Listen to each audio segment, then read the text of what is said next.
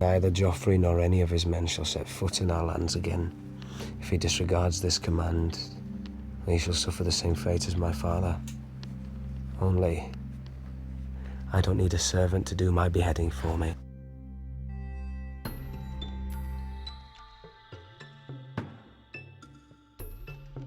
I don't think Robb is really trying to be political by sending his peace terms because he knows that they're not going to be accepted. It's more he's staking his claim, and he's saying that he's not going to be cowed by the Lannisters. He's not intimidated by them. He's already had a few battles against Tywin's forces, and he's won those battles. Robb is impressing and surprising everyone with his acumen as a leader. We see that Robb has been beating the Lannisters in the field.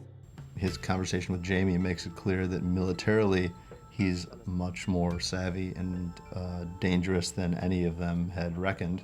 By season 2, Tywin recognizes that this kid knows what he's doing, and that if they're going to beat them, they need to step up their game.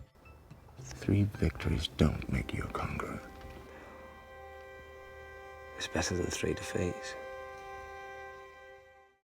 What's your name? Jon Snow. Snow. Now listen to me, bastard. All you lot from south of the wall, you southerners. Jon has certain impulse control issues. He's a bit hot-headed, but he's just disgusted by the whole scene here. And when this man calls him a southerner, which is sort of an insult to a northerner, he opens his big mouth in a strategically inappropriate place. It wasn't his place to speak out at that time, and Mormont, criticizes him pretty harshly for that. Who am I? Your commander. And who are you? Jon Snow. Who are you? Your steward. The one thing Mormont sees in Snow is a real capacity for leadership. I definitely think that Jon looks at Mormont as a father figure. I think that relationship was starting to develop at the end of season 1. And the fact that this man is willing to speak to him, sometimes quite roughly, but always honestly, he's been looking for that for a long time. As much as Jon admired Ned Stark, I think he feels a real sense of grievance that Ned wasn't honest to him. It's a boy who's grown up with a real chip on his shoulder, who's always been looking for a strong paternal figure, and now seems like he's found one with Mormont. You want to lead one day? We'll learn how to follow. Stannis Baratheon, warrior of light. Your sword awaits you.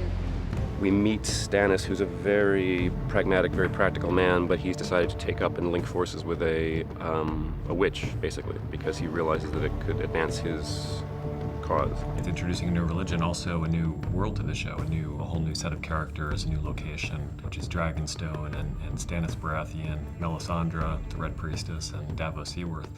One of the things we love about George's world is they're so well and fully realized. There's not one old religion and one new religion. There are many religions. Stannis has thrown over the religion of his ancestors in favor of a new religion, the religion of the Lord of Light. This religion is beginning to make inroads in Westeros. For many centuries, the Seven have been the dominant religion. All the people there witnessing the burning of the idols grew up with the religion of the Seven, and now they're turning their backs on that. The priestess of this religion, Melisandre, the Red Woman, she believes Stannis to be a savior figure, the son of fire who's meant to come and save the world from the darkness that is encroaching upon it.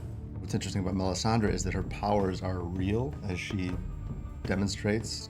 It's a very good question what Stannis believes, and when he comes to believe it. It's possible that he sees this as a religion of expediency, and he's able to use the religion and Melisandre, this charismatic priestess, as a means to an end. And of course, that end is gaining the Iron Throne. The night is dark and full of terrors, old man. But the fire burns them all away.